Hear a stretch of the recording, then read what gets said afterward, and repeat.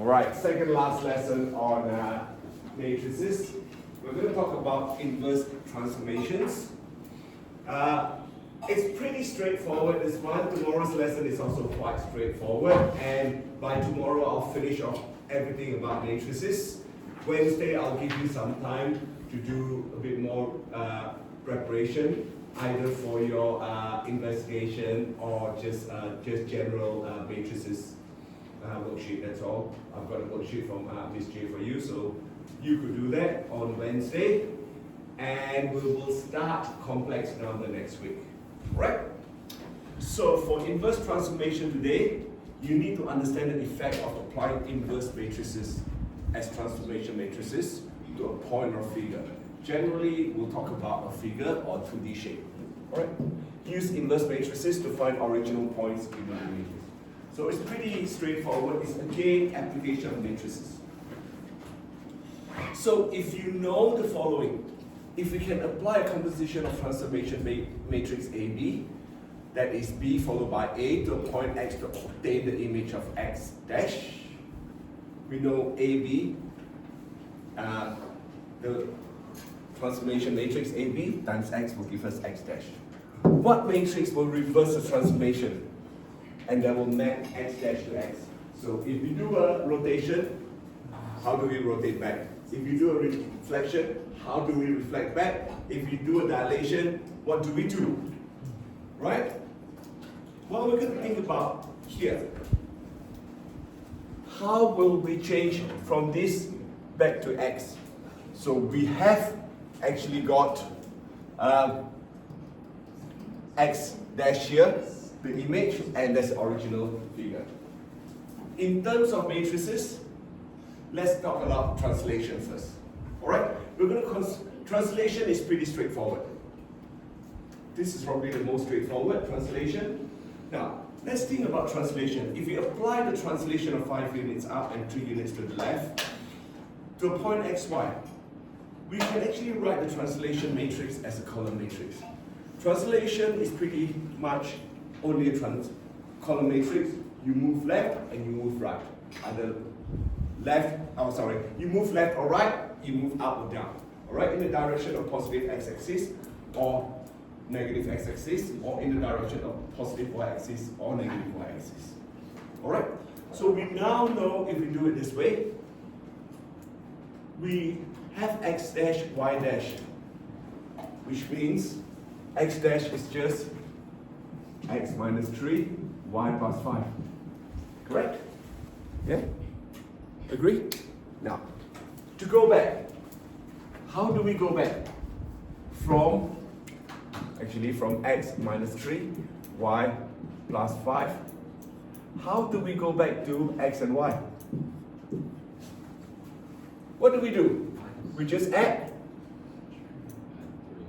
3 and take away 5, correct? Yeah? From x dash back to xy is just because we take away 3 here, we add 3. Right? We add 5, we take away 5. Agree? Do you agree? Thank you. So, yes, you do agree with me. That is right. That's pretty much what we do for translation, if you want to translate back. Alright? So if I want to reverse from x dash y dash to xy, we do 3 plus 3. We use a column matrix 3 and minus 5. So, how do you describe the relationship between this matrix and the original translation matrix? This and that, how do you relate them together? Minus 3 and 5 and... Go on. Think. What is it? Sorry? I can't hear you. Negative. Okay, you multiply one by negative, or you add both of them together is 0. Correct? Either way, it's fine. So you can add this together is 0, or you multiply one by negative 1. So for any translation matrix T, if T plus xy equals to x dash y dash, then xy plus minus t is that. Will give you x dash plus y dash plus minus t will give you xy, right? Now, what you need to think about is, in this sort of situation, if we translate it twice. So, we've got T1 plus T2 plus X and Y equals to X double dash, Y double dash. What do we do in this case? If you want to go from X double dash back to XY. Sorry? Louder? I can't hear you. Minus T1 minus T2. Thank you. Minus T1 minus T2. So we could generalize that if you got T1 plus T2 plus Tn plus xy. If you want to trans equals to x and yn, if you want to move back, it's actually xn, yn.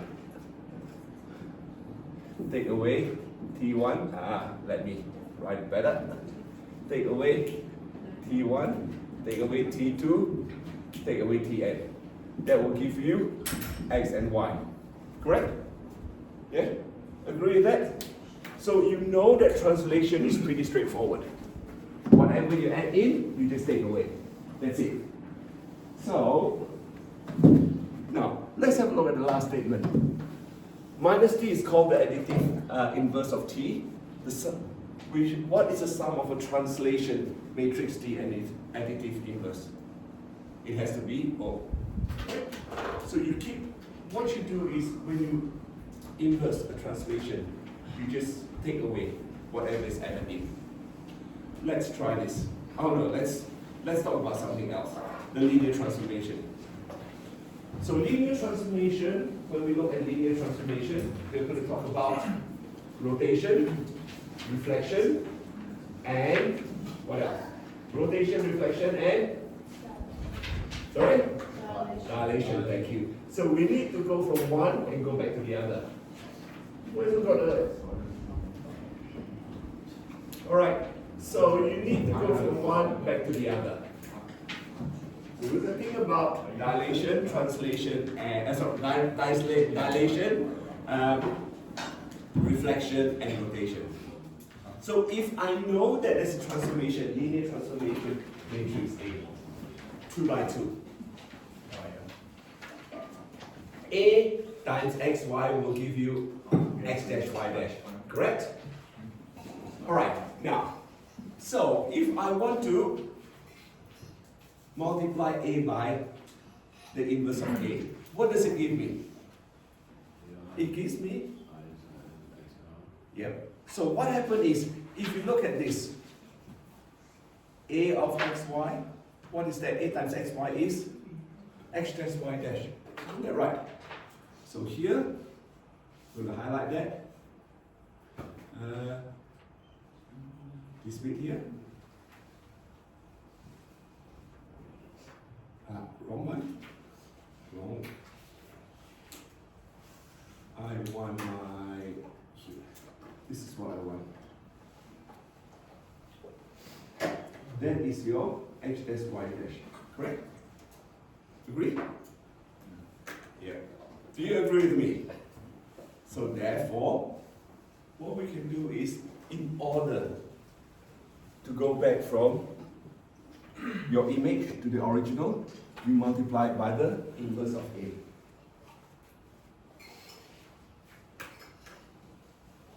Pretty straightforward, right? So to perform an inverse transformation, we multiply the transformation coordinates with the inverse of matrix A, which is A minus 1. Now remember, this A1 and A, they are actually commutative because A times A minus 1 is the same as A minus 1 times A, which is 1, the identity matrix. Alright, so for any linear transformation given by the invertible or non-singular matrix T, just generalizing it, so T times T minus 1 equals I. The inverse of a dilation is another dilation with factors that are reciprocal of the factor of the original dilation. So, if we dilate something, let's say we go from x to 2x. To go back from x to x, we multiply 2x by half. Correct? So the dilation factor is 1 over the inverse dilation factor is 1 over the original dilation factor. The inverse of a rotation is an equal rotation in the opposite direction. So if we rotate theta to the image, we rotate back minus theta, that will give us back the original. Okay. And the inverse of a reflection is the same reflection. That is, reflections are their own inverse. So therefore, a matrix that's own inverse, A squared equals to I, is said to be involuntary. Alright? Just think about that. It's a term that we use, but I seldom come across that term. Yep. But don't the t times t negative 1 is I, doesn't matter what comes first. No. Because it's as long as it's invertible and non-singular, A times A1, A times A to the power, A times the inverse of A is I. Inverse of A times A is I. So that's not a big issue. Alright, let's do example 1. This is an interesting one. Let R with the matrix correspond to a rotation of the plane by angle alpha anticlockwise. Show that the inverse of R corresponds to a rotation by angle alpha clockwise. Alright, now first thing you need to do is, if I rotate by alpha anticlockwise, what would the matrix be? This is it. Alright? Now, can you determine an inverse of R, please? Determine the inverse for R. First, you need the determinant. What is determinant? What is the determinant of 1? Yep, why?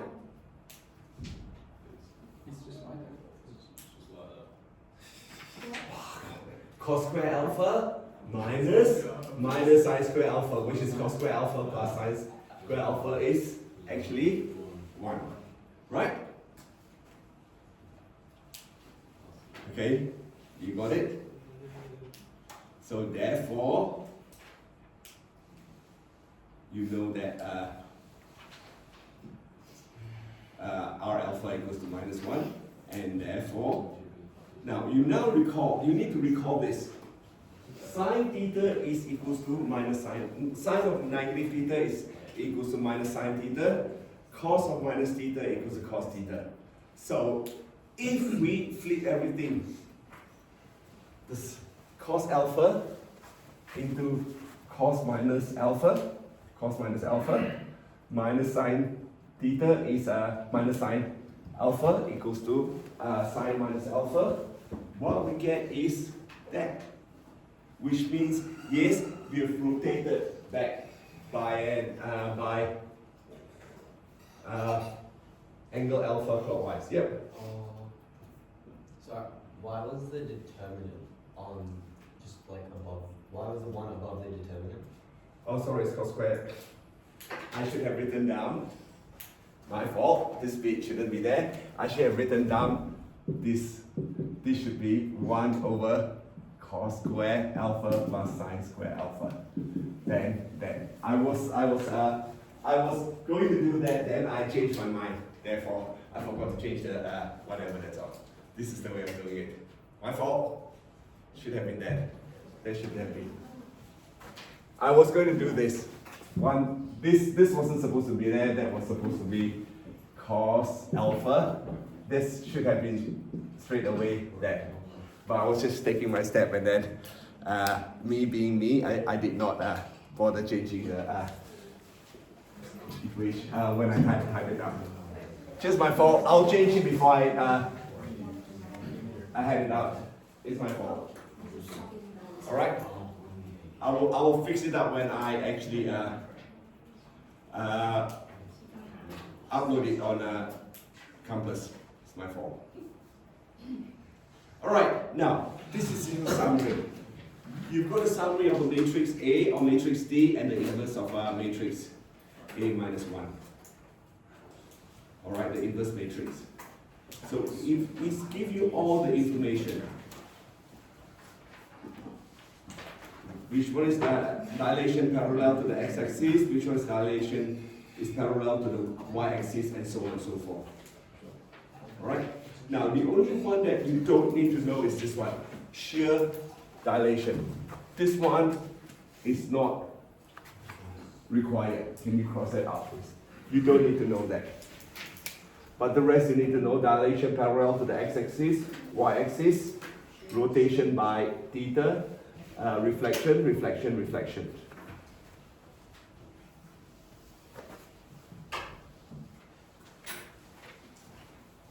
You don't need to know shear. Alright, let's try example 2, please. First, let's write out the dilation matrix and then work out the inverse of the dilation matrix. Now, in this sort of situation, sometimes you want to work with decimal, sometimes you want to work with your fractions. Sometimes it makes more sense to work with fractions, sometimes it doesn't.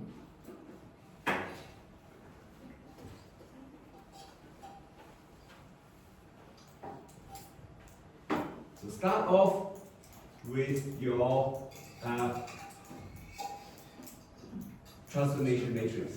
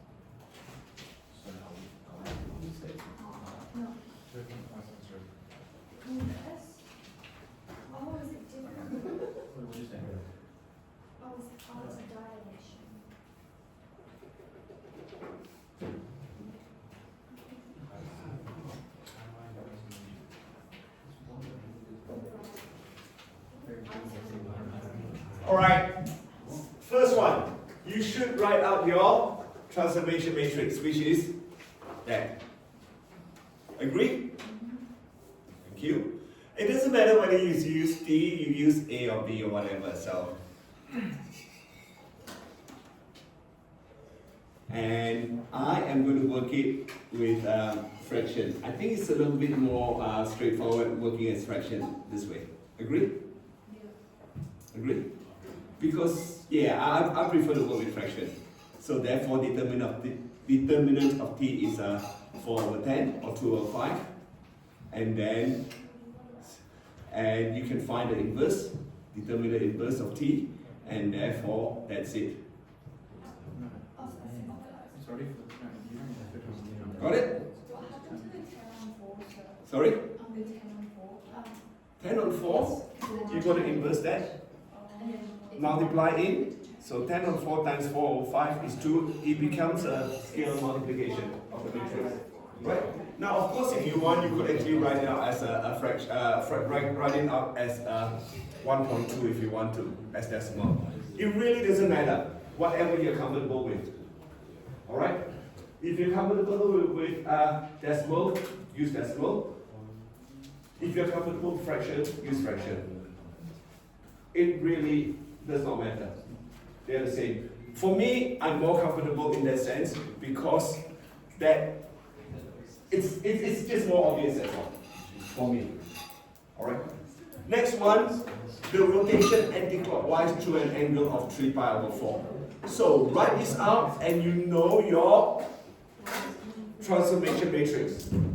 Now, even if you write it out as whatever you call it, if you write it out as this, you should always evaluate that in terms of cos and sine. But always evaluate. If you don't evaluate, you cannot determine the determinant. Then work out the determinant.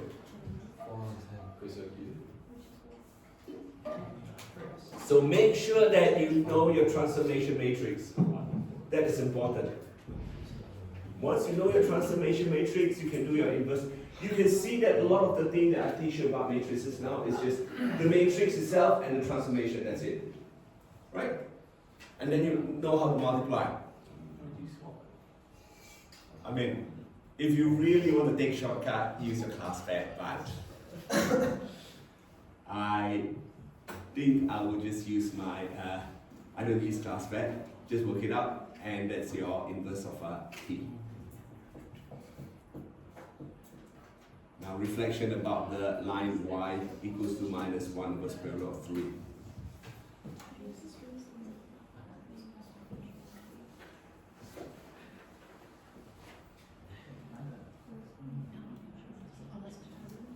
It's not a long lesson, about 10 more minutes to go. Alright?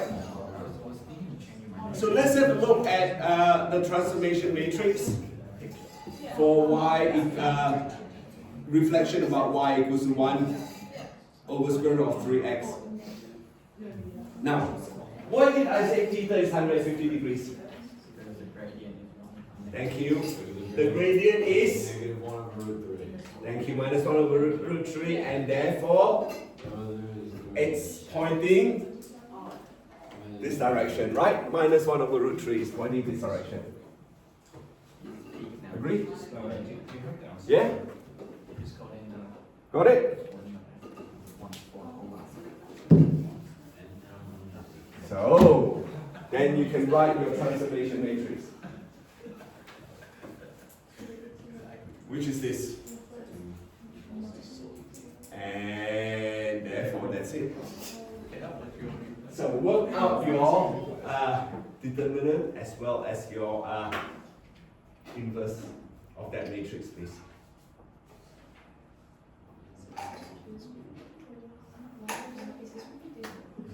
So remember your transformation matrix.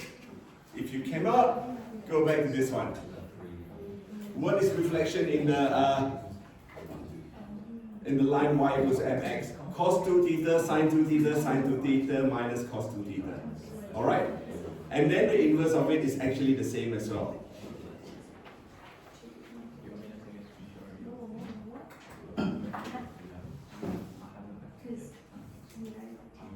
Right?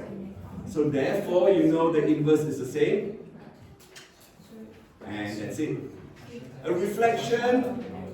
Now, your mirror, just remember, when you're talking reflection, you are just reflecting about the y-axis or x-axis and then reflecting about a line.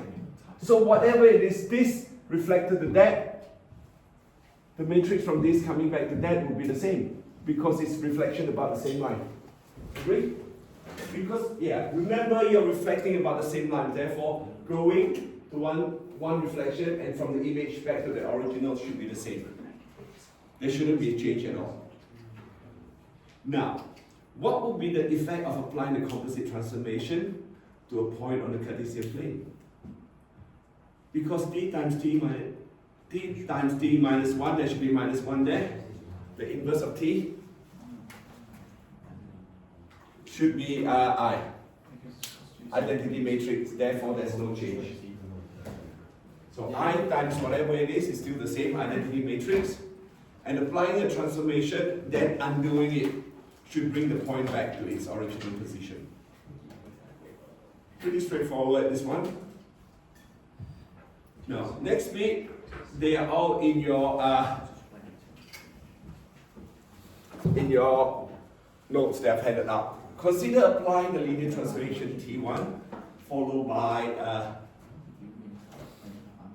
the linear transformation T2 to a point xy. Alright? So we know that we're starting off with T1, transform it, and then T2, transform it to that. So in order to solve for xy, we could rearrange the above matrix equation in one step to obtain that. It's really, this question is redundant. I'm just putting it to get you to think, what if we were to remove one transformation at a time? So we start off with T2 times T1 xy. Alright? What if I'm just going to do one at a time? T2 times T1 and T1 inverse. And if it is T2 inverse, what would happen? One at a time. Instead of doing everything at the same time, we do one at a time. And really, you shouldn't do that. If you've got one transformation matrix that combines both, you should be able to bring it back to the original one by doing that. So just remember T1 times T2 inverse is the same as T1 inverse times T2 inverse. So it is true for any two invertible matrices A and B. Whereas in a way it's sort of pretty straightforward as long as you know inverse of one matrix times inverse of the other matrix is the same as both matrices multiplied together with an inverse. Alright? Now let's try example 3, please. We'll finish off in about 5 minutes. Let's try example 3, please.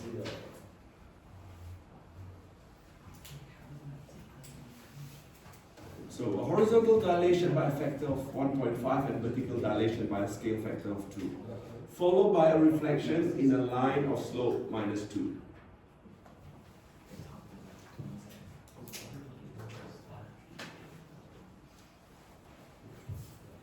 Now, once you know the matrix, you should be able to do an inverse matrix. Let's start off with writing out the dilation matrix and then the reflection matrix. Alright? Start off with that and then multiply them together and then do an inverse.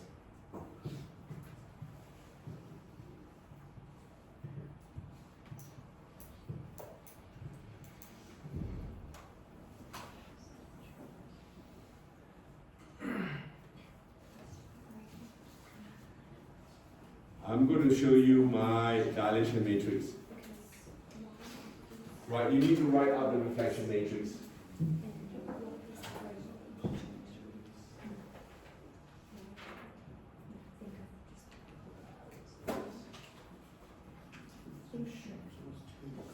Write out the reflection matrix, please.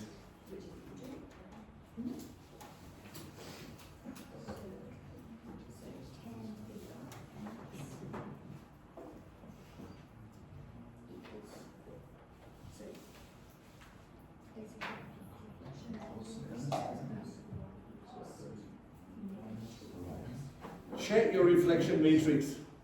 Now this time, I am going to assign the theta as pi minus inverse tan 2. Alright? Because the slope is minus 2, you need a pi take away inverse tan 2. The reason why I'm writing this is because I want to make life seem more straightforward for myself by putting in 2 theta that way. Okay? Why don't you just do theta equals to inverse tan negative 2 rather than pi squared? That's fine. Oh, It's just the way that I'm used to, that's all. Okay. Really doesn't matter, they're both the same. Look, the reason why I'm doing this is because I want you to get used to the idea of, okay, now, I want you to get used to the idea of this is the angle. Alright? That's all. I use that because that's the angle that I'm looking at. It's fine. What you're thinking is the same thing, but this is why I'm doing it. All right? No issue at all.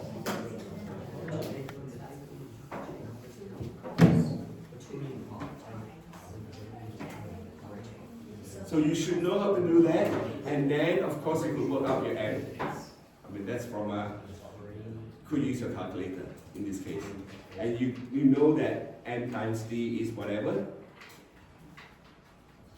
This time I use a decimal and work out the determinant of ND, which is -3, and rewrite that. Now I ended up using a fraction as well, because by the time I decided that I'm not going to use 1.6 divided by 3. That's no. 1.6 divided by 3 is 0. Whatever, 267 I think. So I decided to use a fraction and make it a little bit neater, that's all. Alright, try part B please.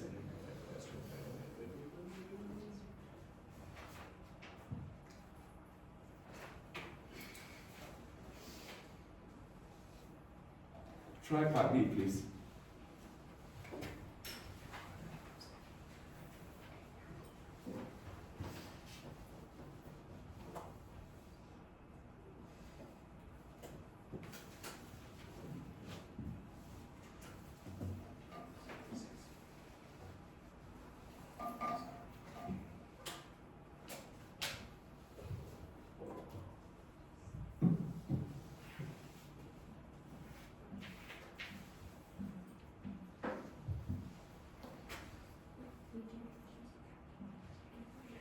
If you can't remember, go back to this one, or you know there are slides that I've given you with the matrices, and you will get that in your formula sheet as well. So rotation of 30 degrees anti-clockwise from the origin, followed by a reflection about the line of inclination of 60 degrees.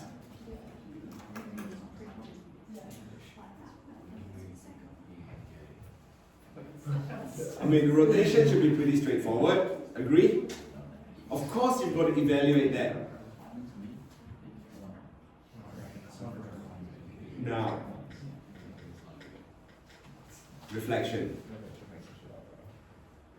And line of inclination is 60 degrees, which means is 2 theta, it's 120 degrees. You can work out that value. Now this time I'm doing something slightly different. I'm going to do an inverse of R and then inverse of M. Alright? Can you work out your inverse of R first and then your inverse of M? Thank you. Work out your inverse of R and inverse of M.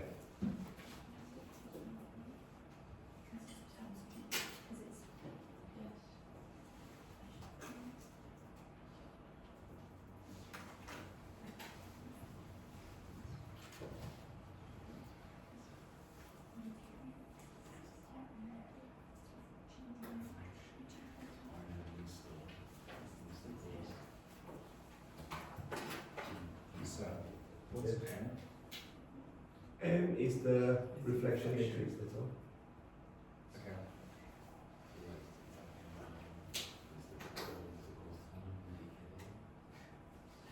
Rotation, I use R. I can't use R for reflection anymore.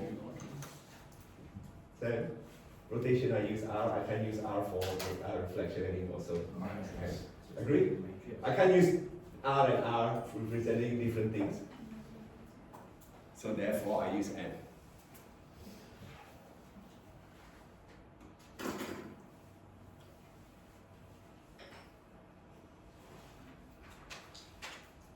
And if you've done it correctly, you would work out the inverse of the rotation matrix and the inverse of the reflection matrix. I mean, really, you don't even have to work out the inverse of the reflection matrix anyway. The inverse of the reflection matrix is the reflection matrix itself. Alright? And if you work that out, This would be your inverse matrix. Now, that's all I have for you today. There's some exercises for you to do in from Nelson, and I am going to stop here.